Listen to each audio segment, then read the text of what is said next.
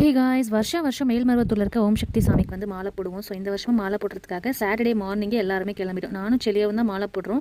மாமனார் ஜெகதீஷ் எல்லாருமே சும்மா கூட வந்திருந்தாங்க சாமி பார்க்கறதுக்காக.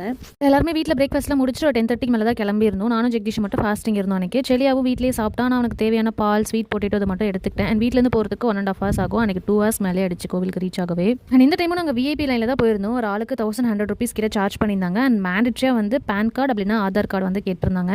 அண்ட் ஹார்ட் காப்பி தான் அக்செப்ட் பண்ணுறாங்க, சாஃப்ட் காப்பி அக்செப்ட் பண்ணல. ஸோ நாங்கள் எடுத்துகிட்டு போகாதனால எங்களுக்கு வந்து வேறு பேட்சோட மிங்கிள் பண்ணி டோக்கன் கொடுக்கவே கொஞ்சம் லேட் ஆகிடுச்சு. அண்ட் கூட்டம் சுத்தமாக இல்லை. நாங்கள் ½ hourக்குள்ளேயே சாமி பார்த்துட்டு வெளியே வந்துட்டோம். அண்ட் சாமி பார்த்துட்டு வெளியே வந்ததும் எங்கள் வீட்டில் இருக்க குட்டீஸ்க்குலாம் ஒரு குட்டி ஷாப்பிங் போட்டாச்சு. வளையல், மணி இதெல்லாமே வாங்கிட்டு அப்படியே மேல்மருவத்தூரில் விற்கிற முறுக்கு வந்து எனக்கும் ஜெகதீஷ்க்கும் ரொம்ப பிடிக்கும். ஸோ அதனால் அந்த முறுக்கு வாங்கிட்டு பக்கத்துலேயே பனங்கிழங்கு பக்கம் டெம்டிங்காக இருந்துச்சு. அதையுமே வாங்கிட்டு டேரெக்டாக அன்னதானம் சாப்பிட போயிட்டோம். அண்ட் மார்னிங்லேருந்து சாப்பிடாம சாமி பார்த்துட்டு வந்து அந்த அன்னதானம் சாப்பிடும் போது அவ்வளோ டேஸ்ட்டாக இருந்துச்சு. நல்லா திருப்தியாக சாப்பிட்டோம். ஜெல்லி அன்னைக்கு பெருசாக சாப்பிடல, லைட்டாக கர்ட் ரைஸ் மட்டும் சாப்பிட்டான். வீட்டிலேருந்து எடுத்துகிட்டு போன ஸ்வீட் பொட்டேட்டோ தான் கொஞ்சம் ஊட்டி விட்டேன். அதுக்கப்புறம் பொடி நடியாக வீட்டுக்கு வந்து சேரவே 5 மணி ஆயிடுச்சு.